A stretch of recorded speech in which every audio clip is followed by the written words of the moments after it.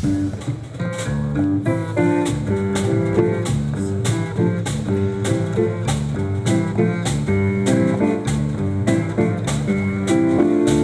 Malta fl-għodwa ta' tlieta sab tilqgħu fl-ajruport internazzjonali ta' Malta atmosfera mhux tas-soltu. 4 mużiċisti fosthom il-mużiċista popolari bhala taw bidu għat-tnedija ta' 23 edizzjoni tal-Malta Jazz Festival li ser isir bejn nhar il-ħamis u l-ħadd li ġej f'Talist il-Belt Valletta.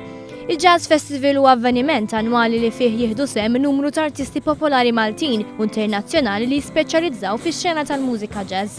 Numru ta' attivitajiet li jinkludu Masterclasses u kunċerti f'postijiet miftuħa qed jiġu organizzati f'dawn il-ġranet u li jagħmlu parti mit-tielet edizzjoni ta' Jazz on the Fringe.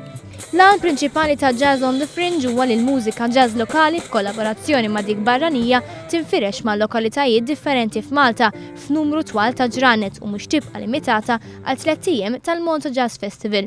Id-direttur artistiku tal-Malta Jazz Festival spjega kif fuq livell edukattiv il-jazz f'Malta għadu mhux żviluppat biżejjed minħabba li m'hawnx konservatorju li joffri programm edukattiv b'saħħtu f'dan l-istil ta' mużika. Għalhekk xtaqna li fil-Jazz on the Fringe nagħmlu dawn il-Masterclasses biex nesponu lil żgħażagħ mużiċisti mhux żgħażagħ biss ta' kull livell għal mużiċisti ta' livell għoli ħafna. Fil-21 ta' Lulju ser issiru wkoll is-serata finali tal-ewwel edizzjoni tal-Malta Jazz Contest fejn intażlu bħala finalisti 6 solisti Maltin tal-mużika jazz. Nemmen li ħaġa li batu il-mużiċisti għaw Malta, nemmen ta' kull stil mhux tal-jazz biss li mhumiex li ma jesportawx lilhom infushom speċ ta' nibqgħu dejjem limitati għax-xena lokali.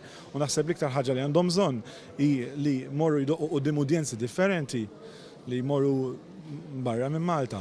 Ir-rebbieħ tal-Malta Jazz Contest se jingħata l-opportunità li jagħti konċert waqt festival popolari f'Pariġi.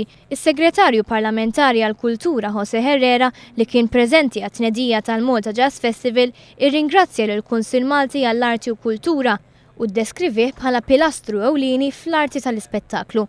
U awgura li l-qudiem tkompli tiżdied il-ħidma ta' dan il-Kunsill flimkien mal-Ministeru għal ġid tal-Maltin u t-turisti li jżuru pajjiżna.